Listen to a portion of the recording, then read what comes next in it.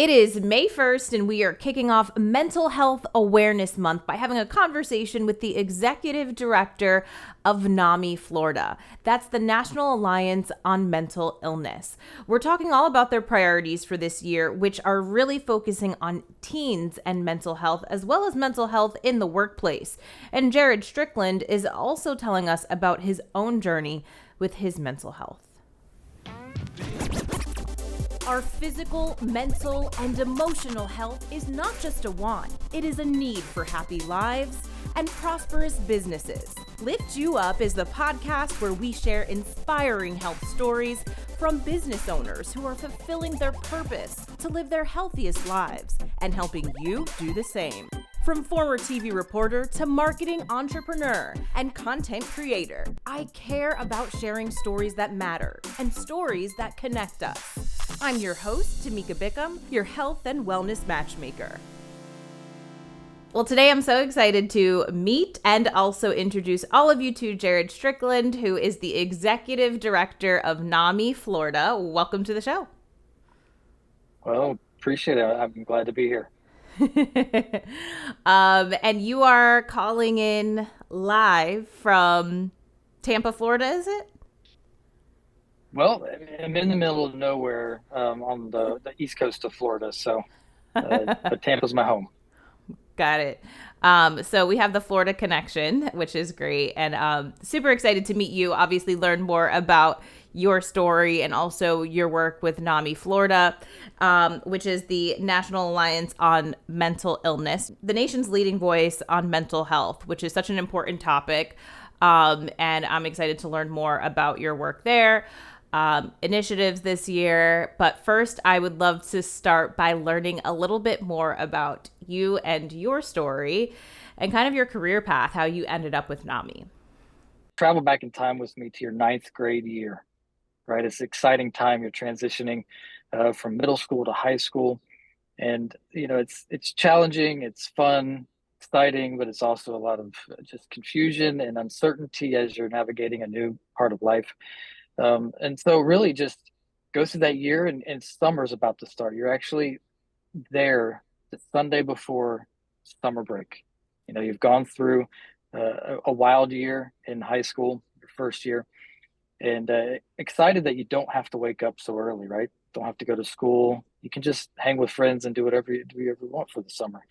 But as I laid my head down that evening to go to sleep, just anticipating that summer break, I had my first experience with terror, just gut wrenching, like you're losing sense of reality. And what I didn't know then, I was having my first full blown panic attack, and it just kept going. It seemed like it just lasted forever, and I eventually fell asleep.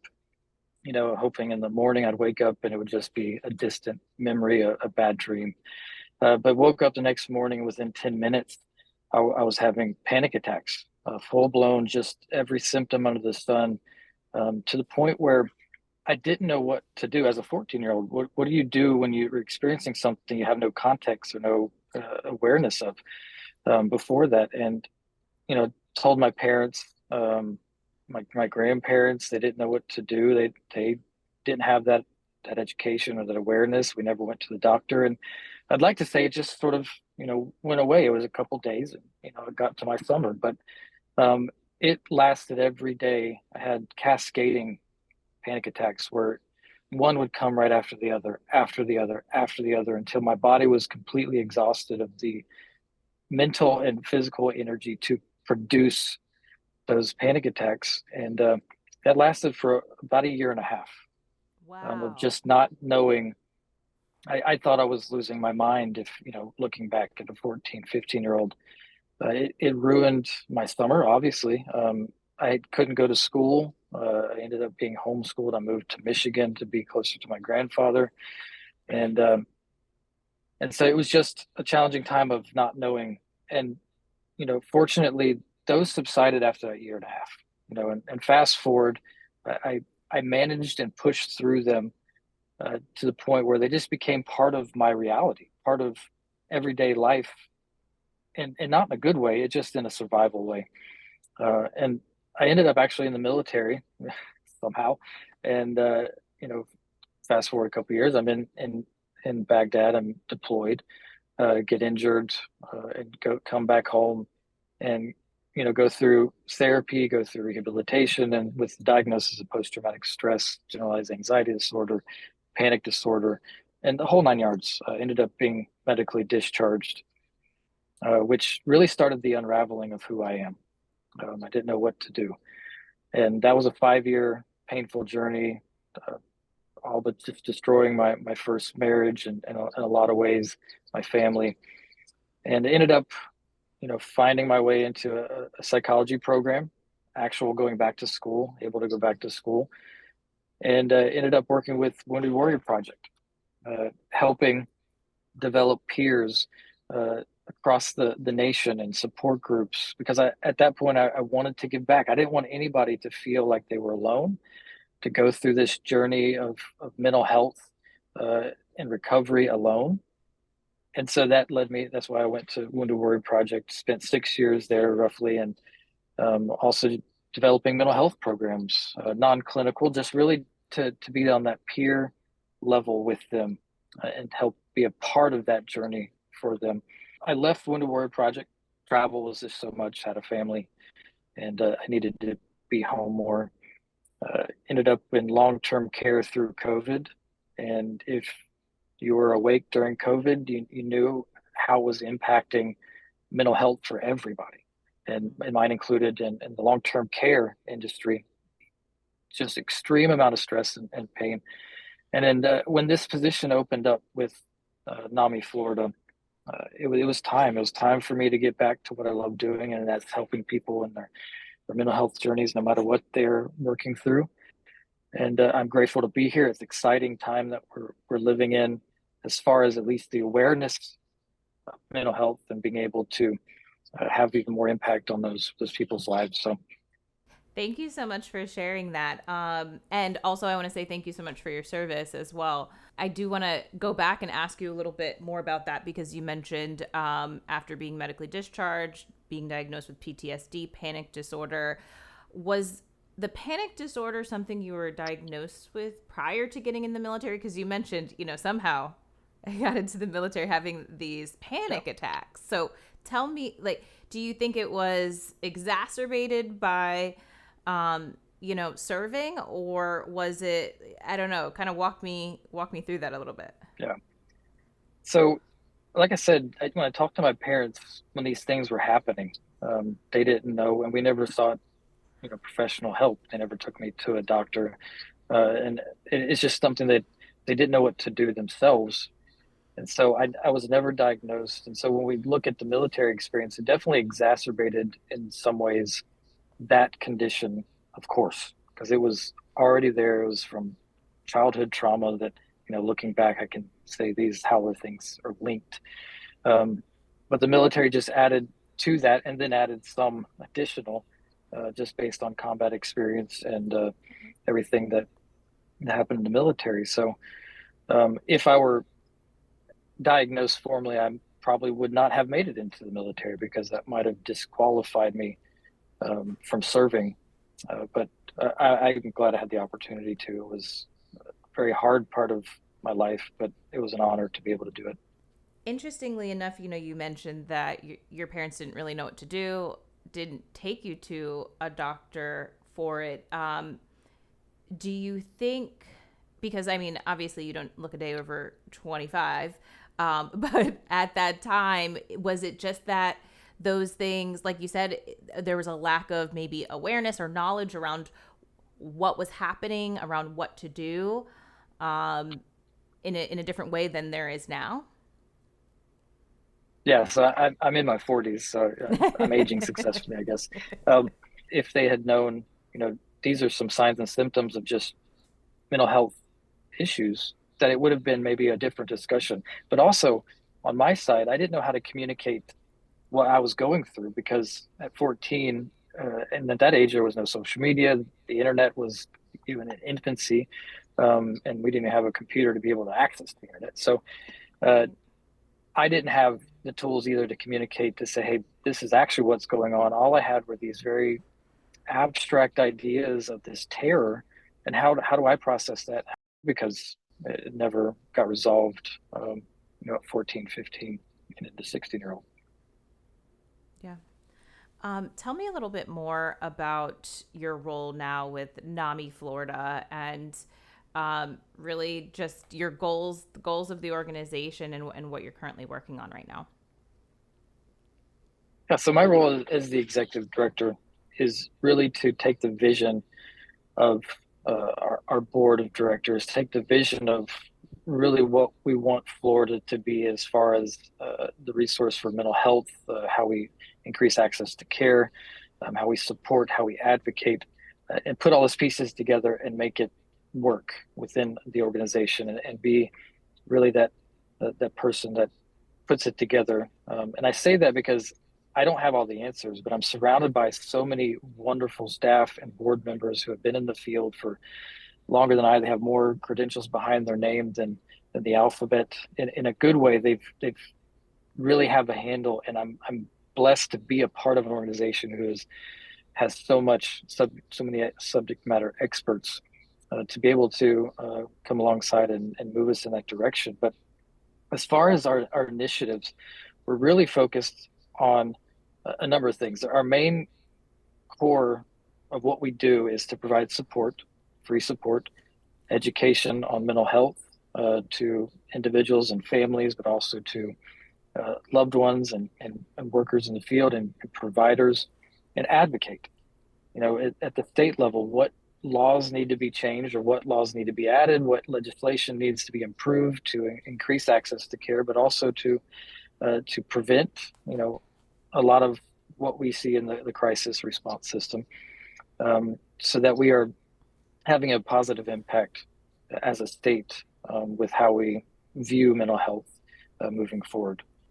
Yes, so we're really focused on teen mental health as one of our main initiatives, and really working with our partners in the community, whether it's DCF or those with vested interest that want to see impact made on our teens' lives.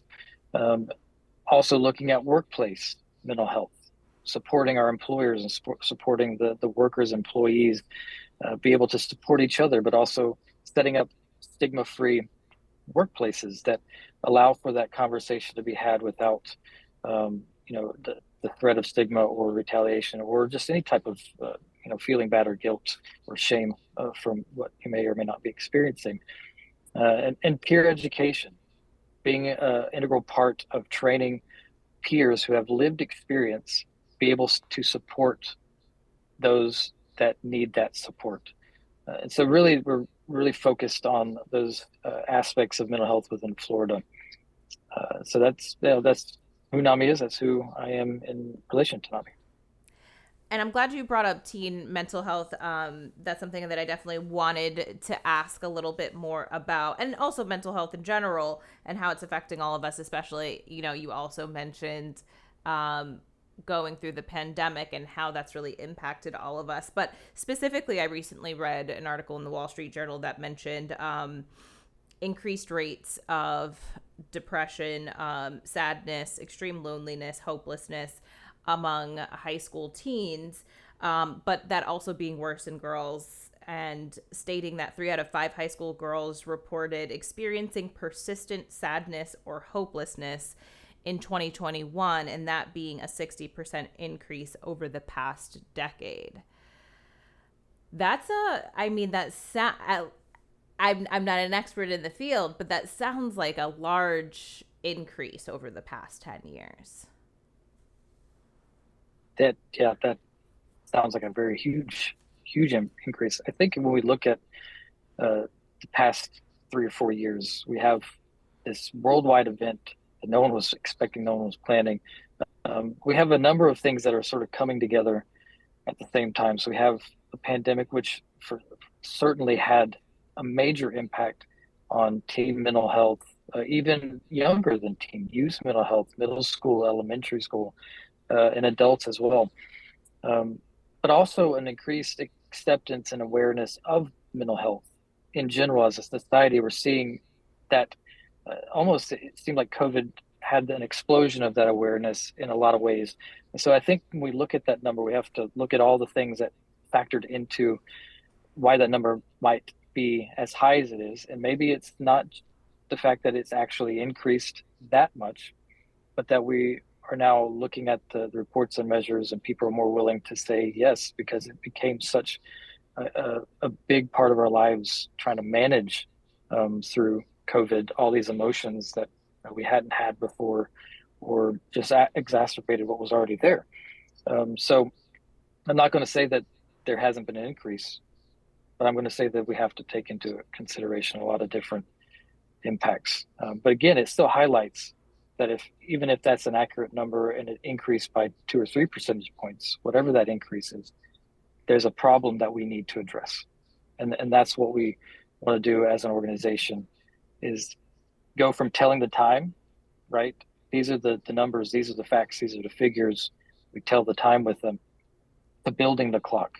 What do we need to do to create the clock in Florida that addresses these concerns proactively moving forward? Why do you think there is a greater acceptance around discussing issues with mental health than there were 10 years ago, 15 years ago, 20 years ago? I think a lot of it's generational. Look at the generational differences that we have, and that goes into also parenting, the generations of parents that parented our future generations. I think a lot of it has to do with moving in that direction where we were getting to the point where we were more open to talk about what's going on in our heads, and more accepting of it. And so we see that happening, especially I have multiple kids and a number of teenagers, and I was more open to talk about it than my parents were. We also have more access to information. I think that's a big part of it, and that can be a good thing. That can also be a detrimental thing. When we talk about access to information through social media is a different story, but that brings with it an awareness. Let's say, hey, like if I had access to information at 14 dealing with a panic attack, I probably would have had a different discussion with my family that would have led to more positive results as far as seeking treatment. So I think that's part of the biggest reason, is just access to information and generational differences. Yeah, no, I think those are great points, right? Because thinking back to, let's see, I don't know, the 80s and 90s, right? Like, we didn't have the computer in the home, or you were just maybe starting to get one. And now every kid, teen, almost, the majority of people have their own personal laptops. They have them in the schools. Like, access to information is everywhere, and this increased level of connection, I think, too. Whereas whether you're accessing information or connecting with somebody else who's openly sharing their story, it's almost like, you briefly mentioned social media, and there's definitely a negative side to it. But then on the other side, it's like there is almost a comfort, a shared connectedness around, like, sharing experiences, good and bad, that I think also opens people up to sharing what they're going through. You mentioned stigma in the workplace. I'd love to talk about that a little bit more, and really what NAMI is advocating for there. What challenges do you see when it comes to mental health, mental illness in the workplace? Yeah, the workplace is critical, that we need to be focusing on, because one, people spend the majority of their lives in some form of a workplace for the most part. That's where they provide for their families and have, meet other needs and desires that they have. But it's just the requirement of life in a lot of ways for a lot of people. So within the workplace, when we talk about stigma, I think it can be heightened in the workplace because our efforts and our perceived strengths are tied to a monetary compensation. Like, we have to produce and meet our job description if we want to receive the financial benefits of that arrangement, right? And so I think a lot of that stigma comes from a preservation standpoint, but also, again, we talk about generational differences. It's just that, we have a lot of leaders that may still have that mindset that we don't talk about mental health, that we separate, we have these distinct categories. You leave home at home, you come to work, it's just work. And if anything's taught us through COVID and just in my own life, you can't separate the two. You can't say that home stays at home or mental health stays mental health. It's something that's pervasive. It bleeds into every part of life. And so addressing that stigma is critical because we want to create, and workplaces are seeing this with the new generations that are coming into the workforce. They want a workplace that is accepting and open and is concerned about not just their productivity, but their physical health, their mental well-being, their spirituality or their faith, and how it all integrates and connects in life. And so providing those employers with those tools, but also providing those employees that want meaning in the workplace even more than they already have, that why am I here? I have something I want to share with others, and giving them the tools to be able to support their fellow workers because it's integrated, right? It's part of who they are. It's not something they can parse out and say, I'll deal with this when I get home, right? Right. It doesn't work that way. So that's our focus, and that's what we want to do, is to create a community of employers and companies and organizations that value mental health, mental well-being, and take proactive steps to create a culture that exemplifies that. I'm glad you bring that up because I'm wondering what some of those proactive steps are. I think, we've really started to see a shift. I mean, I noticed it. I have my own business now, but when I was in the workplace, still, I'm thinking back in 2014, 15, 16, 17, I even started to see a shift with some of my employers at that time, implementing wellness programs, taking more steps towards that. And I'm sure it's even greater. There are small things then. And also, in addition to that, I think we're also seeing a lot of job seekers who care more about culture, whether it's flexibility, hybrid, remote working, because that allows for, more flexibility. Like looking at all of those things that are more of a lifestyle fit versus, hey, the bottom line, what does my salary look like? Do I fit in here? Is this a place that, actually cares about me as a whole person? Because like you said, we're not just like, hey, this person at work, and then home is left here, mental health is like left over here. We're a whole person. So what are some of those proactive steps that employers can take to be intentional about this? I think the first step is just increasing the awareness at the leadership level, the awareness of mental health and mental well-being and how that really impacts work life. Because we've been talking about work-life balance for decades. My first full-time job, real job, right, was with Geico, and this was back in right at the turn of the century, 2000. They had these things already in place. So larger companies have, in some ways, implemented these things, but those are few and far between when we look at how many small, medium-sized business. So really increasing awareness of what those are, but also seeing that the workplace, what workers are looking for now are these connection points to meaning and community, and really having a why and a purpose to what they're doing, even if it is working at a McDonald's or if it's working at a car dealership. It doesn't matter where we are. Everybody wants that purpose and that meaning, but also to feel like it's a part of their lives. And I think that's what we're seeing more and more now, is that is what job seekers are looking for. So as far as on the employer side, really increasing that awareness of what mental health, how it integrates with the workplace, but also pushing that down and then creating that culture, saying,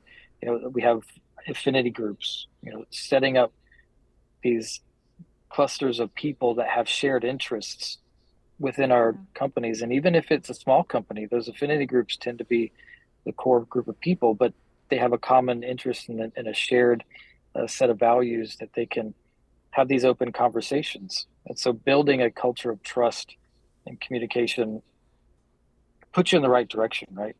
Because now you have employees that are going to be more willing to engage, more willing to talk, but then also not tying that to their performance evaluation. Having a mental health condition doesn't impact your productivity if we're actively seeking to support you through that.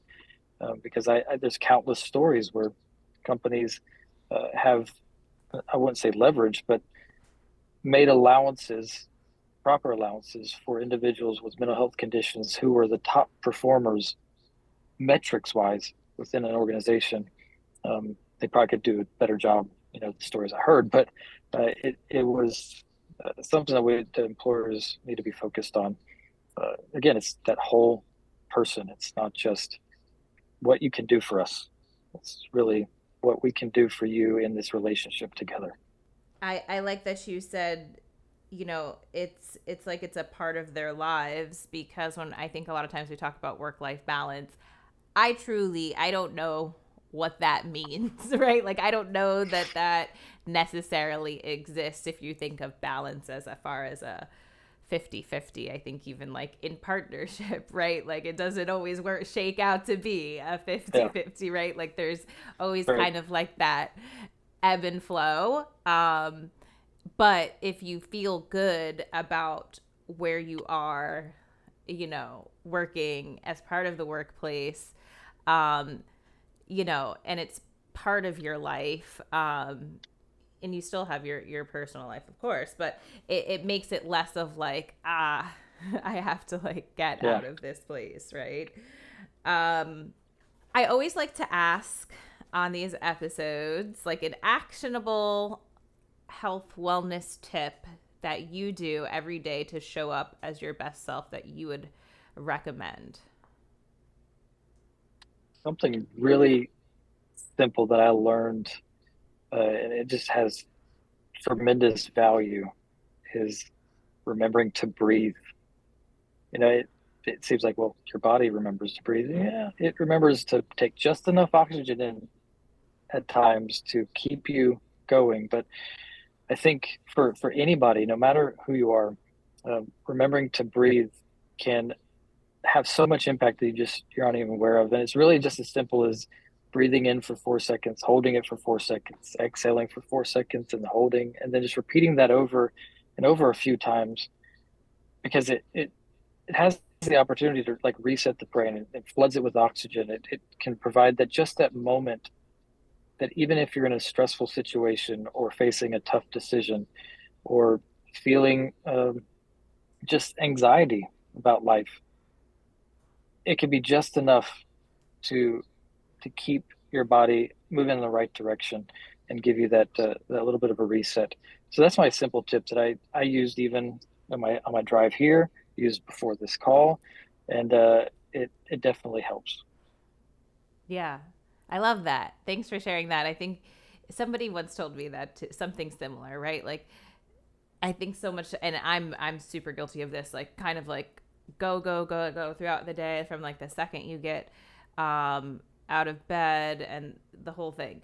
But like, if you can just kind of slow down at certain points through the day and like kind of just reconnect, like find a way to be present, reconnect with yourself, your body, right? Like your breath. That really helps. So I love that tip. I'd love to know anything new or upcoming in 2023 that NAMI Florida is working on that we should know about. Two big things is we're rolling out our teen mental health initiative.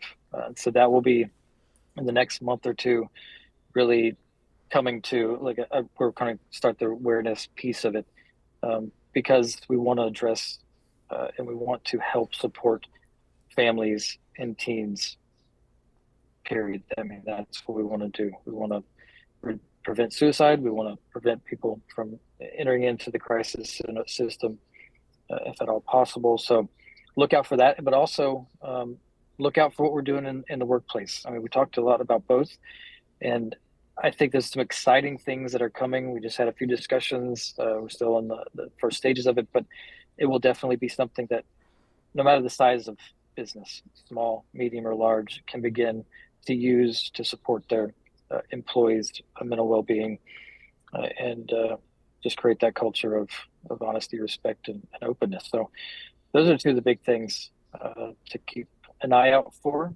And we will push that out on our website, namiflorida.org, and on our social media. So I'm looking forward to it. Awesome. And lastly, I do want to ask too, about what should people do, right? Because I think there's a range and a spectrum from whether it's, feeling a little bit of sadness to, I went to your website and I saw that word crisis, like if you are in crisis. I guess, how do you know what type of resources or help to seek out and what to do depending on where you are on that spectrum? Yeah, I think the first thing is if you're having those questions and you're looking for those answers, is just start. The NAMIFlorida.org is a good place to start because it does answer some of those questions as far as, if what you're feeling, where that could lead you and where to specifically to go to resources, because all of us experience stress and anxiety of some sort. All of us experience sadness at times. It's when those things become a part of your everyday life and they begin to impact and they begin to, you start seeing the effects in every area. And even if you're functional, if it's something that you have an inner awareness of day in and day out, and I think that's something we need to understand as well. You can look the part, but on the inside, these things are going on. So starting that journey of just understanding, but also not being afraid to seek out help. There's nothing wrong with going to a therapist, even if you're completely healthy and fine in every aspect of life. That's just, normal part. I think we need to normalize that. It's okay to talk to people who have that knowledge. So don't be afraid to do that as well. But the biggest thing is you're not alone, right? That's why NAMI Florida is here to help you understand that you're not alone in this. We all have that lived experience here in NAMI Florida, and we want you to understand that as well. So that's what we want to be, is that resource to help point you in the right directions, but also provide that support if you do need it. Wonderful. Is there anything else, Jarrod, that you want to add before we go? No, I think we had a great discussion. Again, just ending the stigma. Mental health is the same as physical health. Having a heart condition is the same as having depression. It's not something that we need to say it's something wrong with the person, right? Get away from that model of addressing mental health as, well, there's a defective part of you. We don't really do that with physical concerns, right? So let's stop doing that with mental health conditions or concerns, and just look at it as, let's treat this. Let's be proactive. Let's not push it under the rug anymore. So end the stigma. That's what I want to end on. End the stigma. Absolutely. Well said. And the last thing we'll also end on, you just mentioned it, but I want to shout out your website, social medias, make sure that everyone connects with you there. Just tell us what those are. Yeah, so LinkedIn, Twitter, Instagram, Facebook, NAMI Florida, NAMI Florida spelled out. You'll find us there. And NAMIFlorida.org. Yeah. Wonderful. We'll link to all that below as well. Make it nice and easy for people to find you, connect with you, learn more about what you do and everything that you are working on in 2023. Jarrod, so appreciate this conversation. I really enjoyed it. Learned a lot. Thank you. Awesome, Tamika. It was a pleasure and an honor. So thank you for the opportunity. Hope you enjoyed that episode, learned something new. Make sure you go below and connect and learn more about NAMI Florida. All those links are below in the show notes. And also connect with me if you haven't done so already. I don't know why not. You can find me all the places. I'm on Facebook, Instagram, LinkedIn. I'd love to see you there. And also hit subscribe on YouTube. You know why? Because we come back every other week with new episodes of this podcast, and I'd hate for you to miss out. So until I see you back in 2 weeks, because I know I'll see you then, stay happy, stay healthy.